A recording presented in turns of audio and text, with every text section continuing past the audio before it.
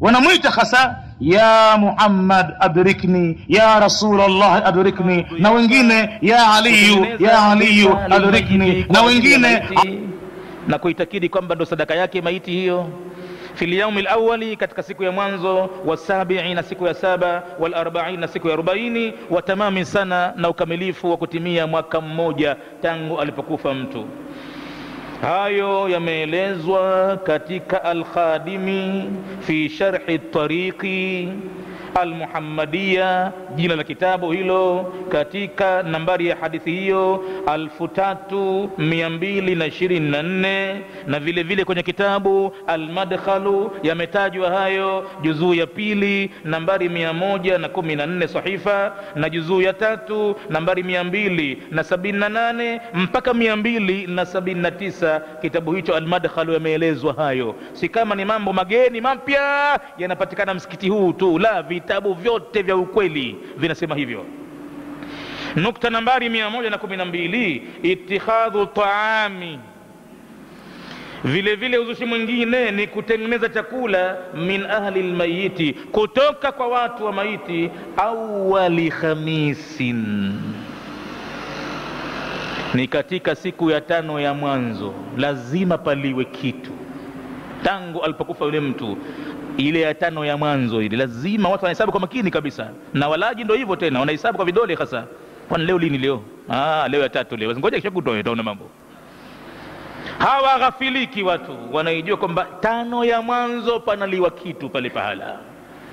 Kwa hivyo panakuwa ni pahala pa kutisha, mahafali yake kubwa sana, pengine pavumbuliwe na aina gani ya visomo. Wewe utaona haya kujitokeza pale kama pale, kwa sababu utaonekana hujui kitu pengine, au cha kukivaa kwenda katika pale kama hapo hunacho. Kwa hakika huwezi kusogea kwenye hadhara ya mabwana wakubwa, labda ukaedeki nje huko mabarozani huko, lakini kwenye ukumbi ndani pale huwezi kuingia ndani mle. Uwe na nguo ya kuivaa kukalia pahala hapo. Pengine kisomo lazima kitafutwe kigumu hivi, kasida ngumu hivi, sio julikana hivi, ili ipate kuonekana kwamba haya mambo haya baadhi ya watu ndio wanayojua, wengine hawajui.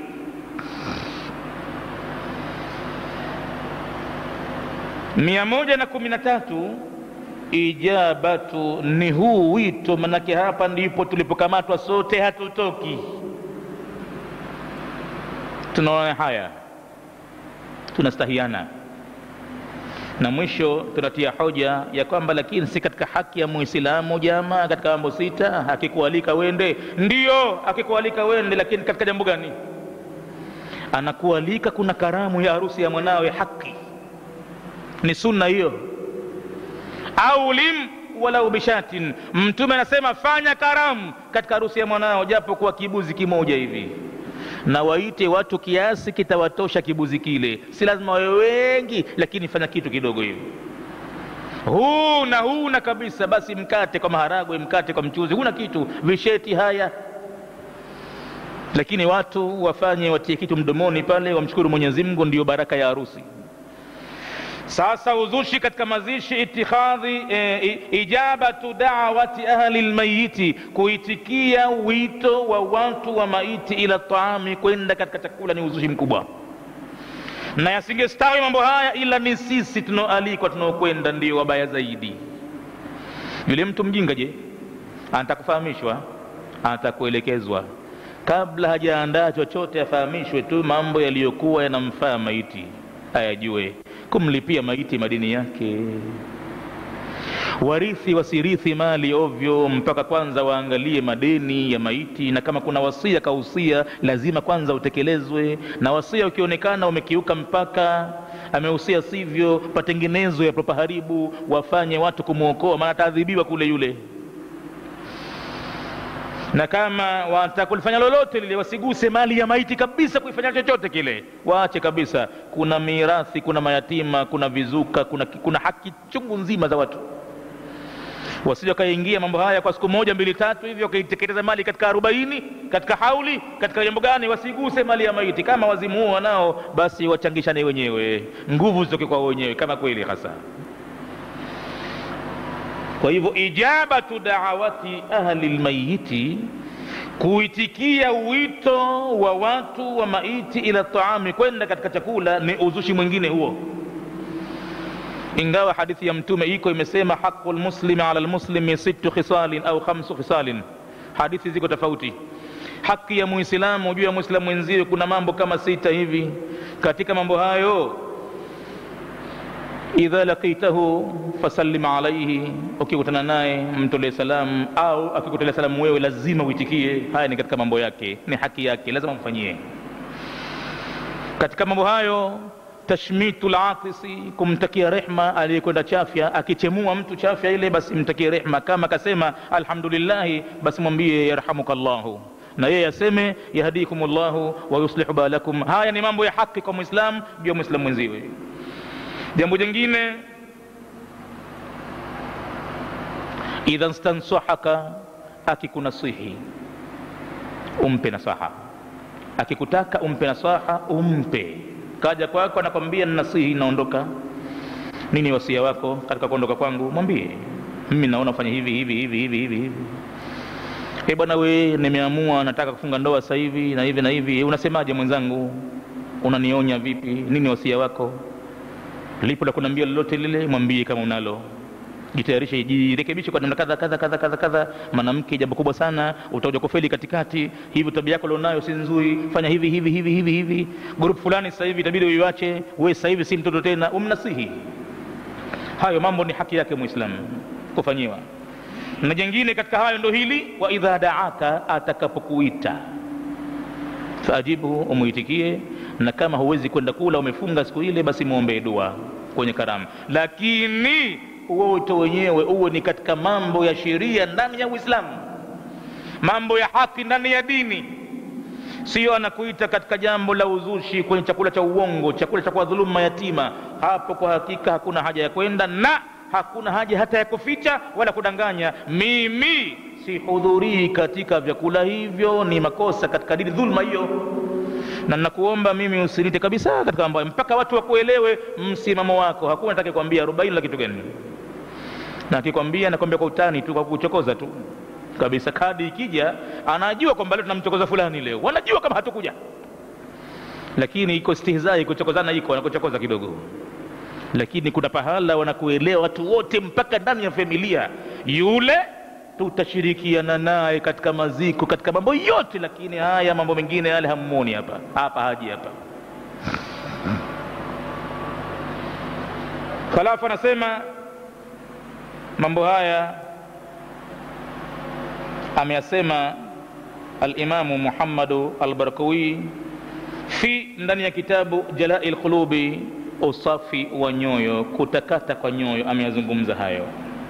Hiyo ni nukta nambari 113. Wa adhanul ishai biidhnillahi tabaraka wa taala.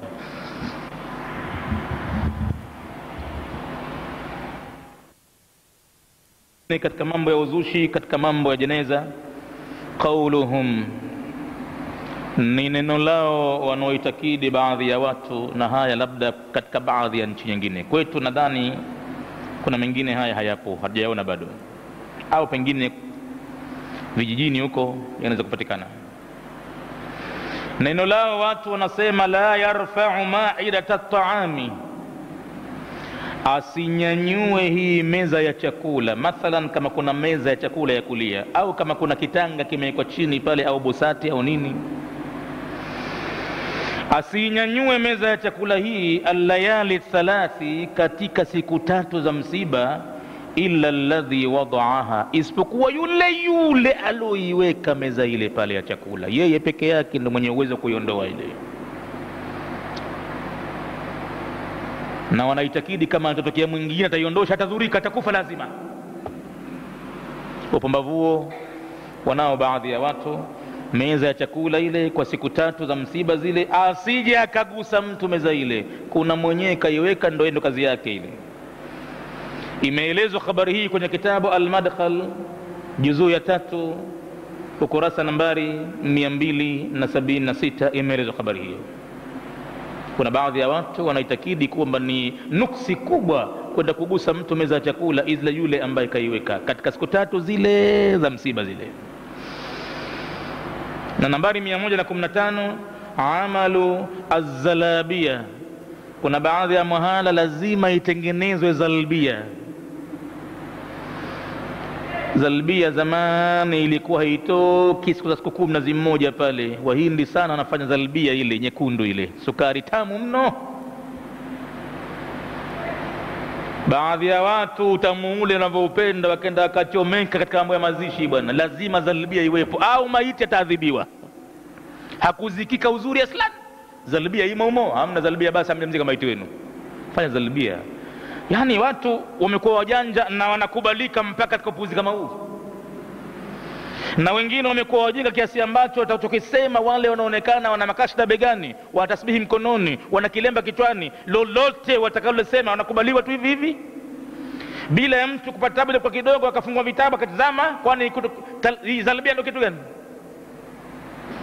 Kwa hivyo amalu az-zalabia, kutengeneza zalbia au shirauha au kwenda kuinunua kama haikutengenezwa, lakini lazima iwepo. Ma tu'kalu bihi au shirau ma tu'kalu bihi, au kununua katika mambo yanoliwa pale pahala fil yaumi sabi'i, hasa mambo hayo katika siku ya saba. Siku ya saba lazima iwepo zalbia. Hayo vile vile yameelezwa kwenye kitabu Al-Madkhal juzuu ya 3 ukurasa nambari 292. Na nukta nambari 116 katika mambo yaliyozuliwa, alwasiyatu. Maskini kaondoka duniani, alipokuwa hai hakujishughulisha kusoma chochote. Ujinga mbaya. Wengine wanahusia wenyewe. Kaka kitako juu ya kiti pale kawaita wanawe, mimi maziko yangu. Fahamuni kabisa. Hapa nataka kisikosekane kitu kadha. Mzee, unaona faida yake hii? Hukukaa hata msikitini watu wanasoma ukaona wapumbavu. Sasa unakuja kuhusia. Basi kuna watu wanahusia bitikhadhi taami, kwamba lazima kwenye maziko yake kitengenezwe chakula, wadhiyafati, na kufanyiwa dhifa watu yauma mautihi, siku ya kufa kwake, au baadahu au baadaye. Ama siku ile paliwe kitu cha kweli. Anasema kabla ya jeneza kutoka ndani, wekeni mpunga mzuri. Watu wakichukua jeneza pale wanakwenda mazikoni pale washashiba zamani. Yeye fikira yake katika imani yake, jambo hilo kilifanya kubwa sana hilo.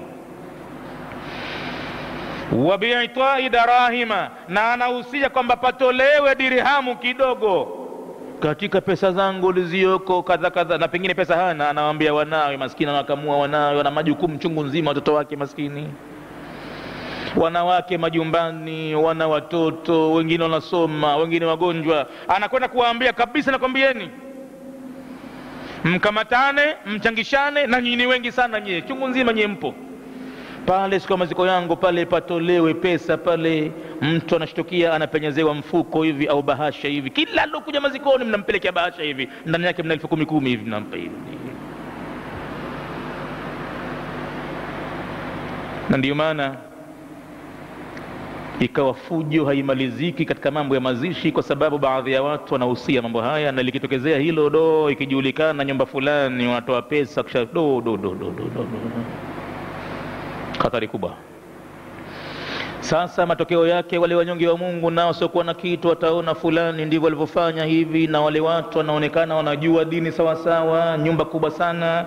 Sasa na yeye atajikamua vile vile, japo kwa kwenye bahasha. Atie nini kwenye bahasha na hana kitu? Maskini ya Mungu, atie nini?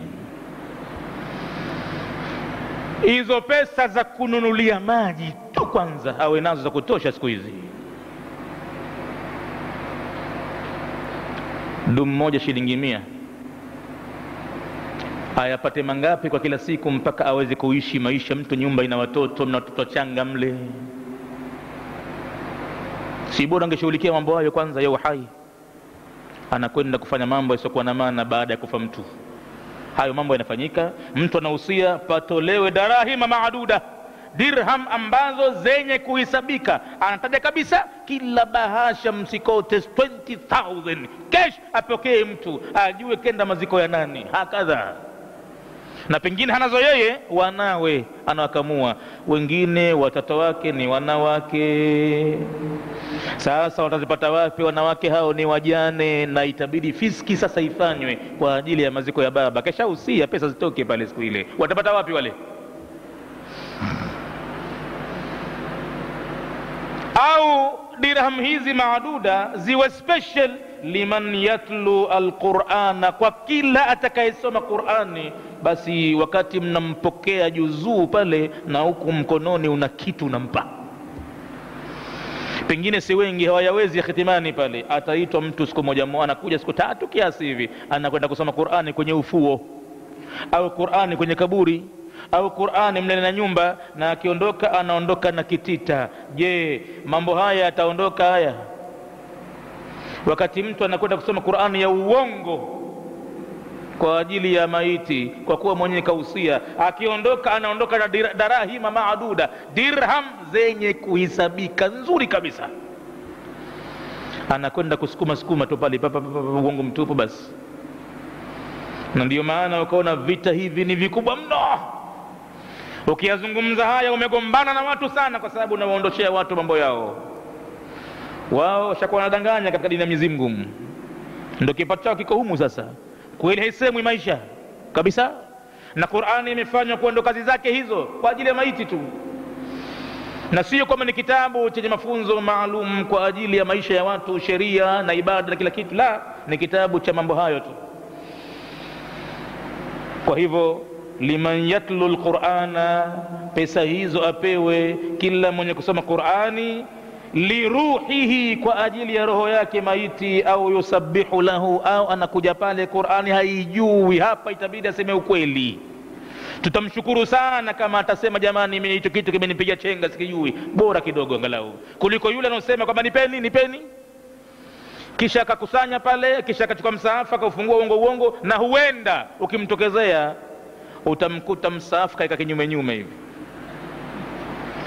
na huko anafungua hivi. Uachiwe kitabu yake kimekaa upside down yake hivi, uongo mtupu bwana, unasoma kitu gani? Hakadha huenda ukimtokezea kafedheheka, kaaibika, utamkuta pale kaeka kinyume kitabu, na huku yumo tu uongo mtupu, matope matupu. Ndo nikacheka siku moja, alinijia katika wanafunzi wanawake hapa, mtu mzima maskini, mgonjwa kidogo wa akili, lakini si sana, mambo anayafahamu. Sasa ikafika wakati wa kumsikiza sura yake, na yeye siku nyingi amekaa hata kusoma pale kimya. Kila nikimwambia vipi wewe, mimi nasikiliza tu mimi nasikiliza. Haya, siku moja akaona ataweza, na sura aliyochagua sura maarufu, suratu Yasin. Ile ndio sura yake ile, suratu Yasin ile. Akaanza kuisoma ghibu, makosa yenyewe ni makosa makubwa mno, makosa ya kutukana kabisa kwenye Qur'ani. Ikawa namkosoa kila neno, na sio aya, kila neno namkosoa. Anafanya ukaidi, hataki kukosolewa. Ananambia mwisho, naijua mimi, naijua. Nikamwambia huijui, ndo nikakukosoa huijui. Mimi naijua. Nikamwambia hebu nionyeshe hiyo aya unaisoma iko wapi hapa. Hapo nikampata hapo. Kumbe ile ni nyimbo maskini anaimba tokea chuoni, lakini anaoyasema kilichoandikwa mle hakijui maskini. Ilibidi pale siku ile aungame, akubali mbele za watu. Nikamwambia unachokisoma unavuta pahala kadha, na inavyotakiwa ni pahala kadha. Hii hapa nionyeshe tu kwanza aya iko wapi. Maskini akakubali siku ile kwamba kweli mimi hii sura naisoma kwa uzoefu tu, naijua kwa uzoefu tu. Nilipompa msahafu kuukamata, aliukamata kinyume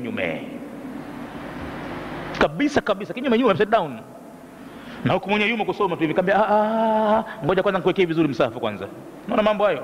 Na hivyo ndivyo utawakamata chungu nzima mahitimani mle, kama utakuwa hodari sana. Basi mpaka wanaume, sio wanawake tu, mpaka wanaume hitimani mle kapokea mtu juzuu bwana. Kama utakuwa sharp, basi kuna watu utawakuta wamekamata juzuu upside down.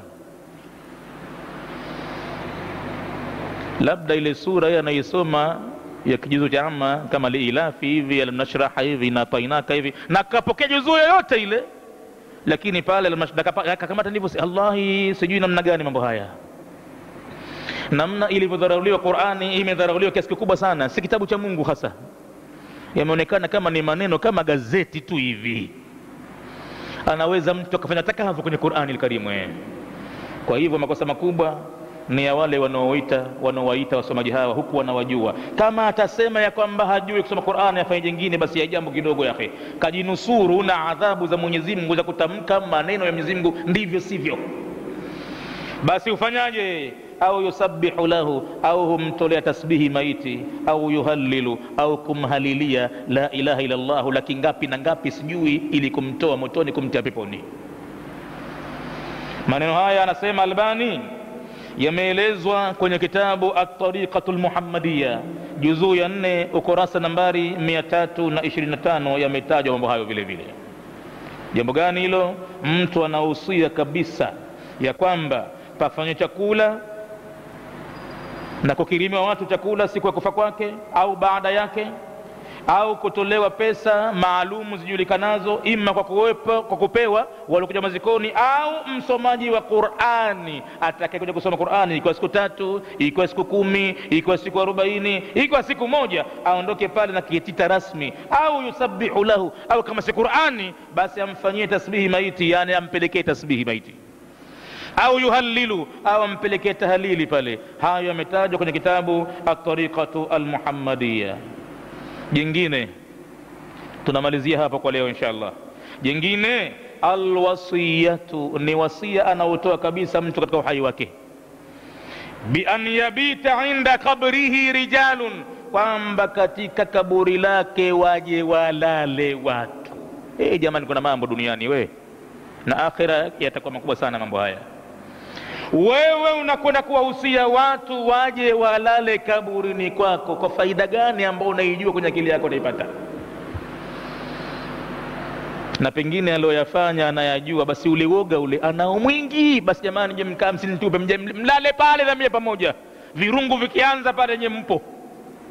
Pengine anaoga mkubwa sana, anawataka watu waje walale inda kabrihi, tena rijalun 40 laila, watu wateseke waje. Fikiri we kiza hichi mwanakwereko yake siku 40 wachi we.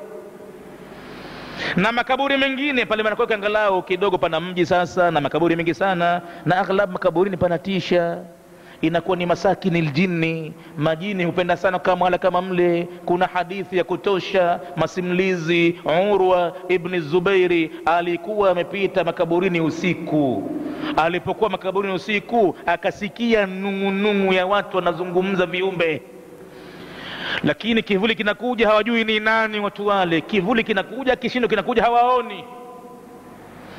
Na inavyoonekana katika wale watu, kuna mmoja kabebwa katika kiti cha ufalme, kabebwa yuko juu, anahisi kama huyu mtu yuko juu kabebwa. Yule aliyekuwa makaburini pale alikuwa si Urwa, bali wale waliokuwa majini wale, mfalme wao, kiongozi wao, anazungumza habari ya Urwa bin Zubairi. Yule kajibanza, kaona mambo gani tena haya sasa makaburini huko, kajibanza pembeni. Anawasikia mfalme wa majini anasema, nani atakayeweza kunikamatia Urwa bin Zubairi, akasign contract ya kuweza kumpotoa mtu kama huyu? Mimi kwa hakika ninamtafuta katika makomando wangu atakayemfanyia kazi kwa Urwa bin Zubairi. Kila mmoja pale mie akaambia, wapi, hamumwezi Urwa bin Zubairi, hamumwezi, kwa sababu mimi mwenye kiongozi wenu nakwenda nikigonga ukuta pale pahala. Anayo dhikiri, anahitaja dhikiri hiyo ndo itakayoweka defense kubwa, mtayayuka nyote mashetani, takufilia mbali. Anapoitumia dhikiri hiyo nzito, anaitoa ndani ya moyo wake, kwa hivyo humsogelei.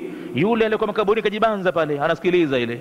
Walipopita wale majini, kaondoka, kamtafuta Urwa mpaka mpata, kaambia, Urwa, lazima unipe dhikiri unayoitumia ambayo majini hawakuwezi. Akampa kile kisa, mimi nilipita makaburini pala kadhaa usiku wa manane, nikashuka pale pahala, mimi nikafahamu kwamba mzee wangu pale kazikwa pale, mimi kama nafanya ziara pale kwa dua pale, mara kikatokezea hicho kishindo hicho, mwili ukanisisimka. Nikasikia unatajwa Urwa, na una siri kubwa sana imemfanya kiongozi wa majini kuogope. amesema unayo dhikri. Urwa akasema, akainama akaambia dhikri nazo nyingi nataja mimi. Akamwambia kuna dhikri unahitaji? Akasema asubuhi na jioni huiachi. Akamwambia basi kama ni hiyo nitakupa, ukiweza kuitumia na wewe itumie. Mimi asubuhi na jioni huwa nasema amantu billahi wahdahu, nimemwamini Mwenyezi Mungu mmoja peke yake, wa kafartu biljibti wattaghuti, na nimewakataa aljibti wattaghuti. Hawa ni katika aina ya mashetani, ikiwa kibinadamu wa kijini. Wastamsaktu